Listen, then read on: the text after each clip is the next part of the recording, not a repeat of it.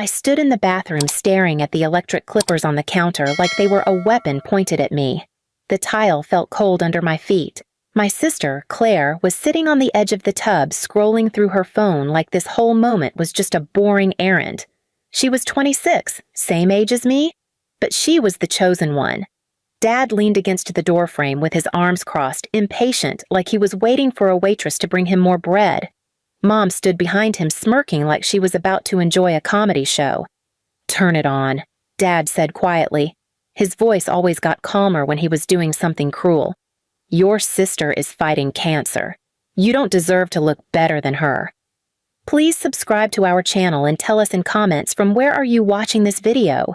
I held the clippers in my hands. My stomach felt like it was shaking inside my ribs. "I have work tomorrow," I whispered. "I can't show up bald out of nowhere." Mom laughed, loud, like I told a joke. "You think anyone cares what you look like at your stupid office desk?" she said. "Claire needs comfort. You don't get to have hair while she suffers. That's karma balance." Claire rolled her eyes. "Can we hurry? I'm tired." I didn't even breathe. I felt like I was suspended above my own body. Dad leaned forward and tapped the top of my head with his finger. "You don't deserve beauty, not when she's fighting for hers. Stay uglier than her forever. That's loyalty." Then he clicked the clippers on himself and shoved them in my hand harder before stepping back. I turned them on. The buzzing filled the small bathroom. I tried to take slow cuts, like my brain needed time to catch up to what was happening, but Dad grabbed my wrist and shoved it down faster. Hair fell in thick lines down my shoulders. Strands covered the counter. I stared at the mirror while the shape of my head started appearing. I couldn't even recognize myself.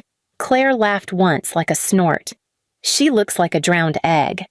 Dad didn't even look at me. This is what happens when trash forgets their place. When they were done, they all just walked out, like I was a floor mat they finished wiping their shoes on. I stayed in the bathroom for almost an hour. I sat on the floor because my knees were shaking so badly.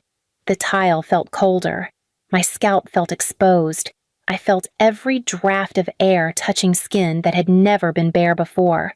No one knocked. No one asked if I was okay. No one said thank you. They didn't even close the door. They left it open like humiliation didn't even deserve privacy. That night, I slept in my room with the lights off because I didn't want to see my reflection anywhere. Even the shadows felt louder inside my skull. I didn't cry. Not even once. I didn't have anything left to spill. The next morning, when I walked into the kitchen to leave for work, Dad didn't even look up from his coffee mug. "That's more like it," he muttered. "Now you finally look like what you've always been."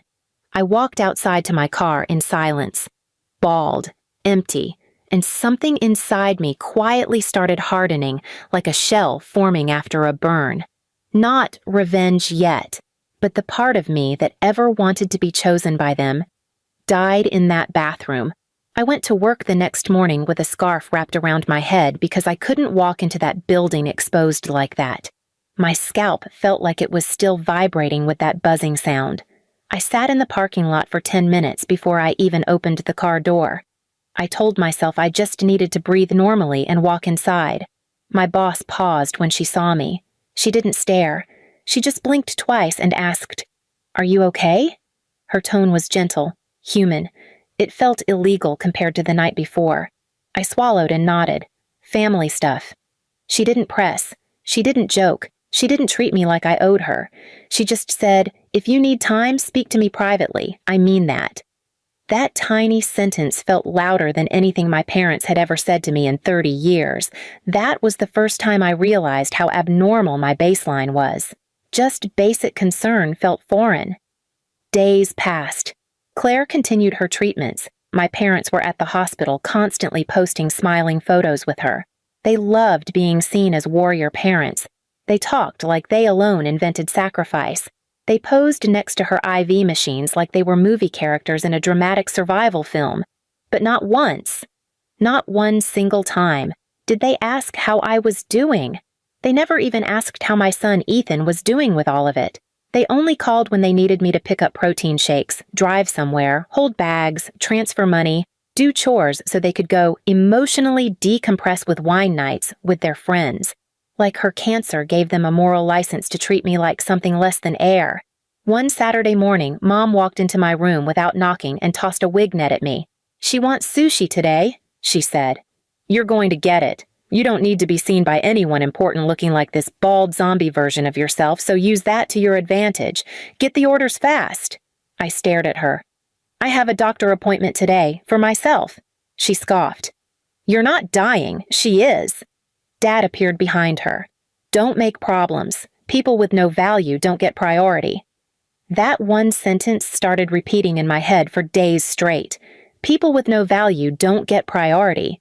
But at work, I was actually valued. One afternoon, my boss called me into her office and said she'd been noticing how much extra work I'd been taking on and how calm I stayed under pressure. She said she wanted me to oversee a new client transition project because she thought I had strong instinctive leadership.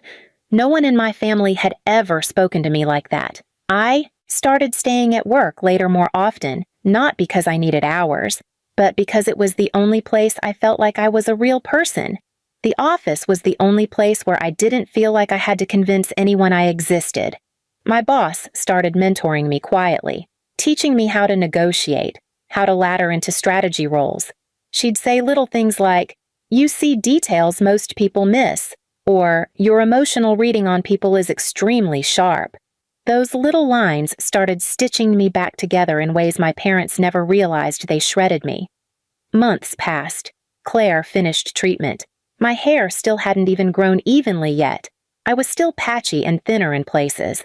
My parents acted like now that she was recovering, we should all move on like nothing happened, like those nights where I went to sleep shaking never occurred, like that bathroom floor never existed. One night at dinner, they actually had the audacity to say, "You should be grateful we let you be a part of her journey." Sister's sacrifice. And in that exact moment, something snapped so clean in my chest, I swear I felt the air shift inside my bones. I looked at them and realized something so obvious. They only value people when that person serves their ego. They don't love. They use.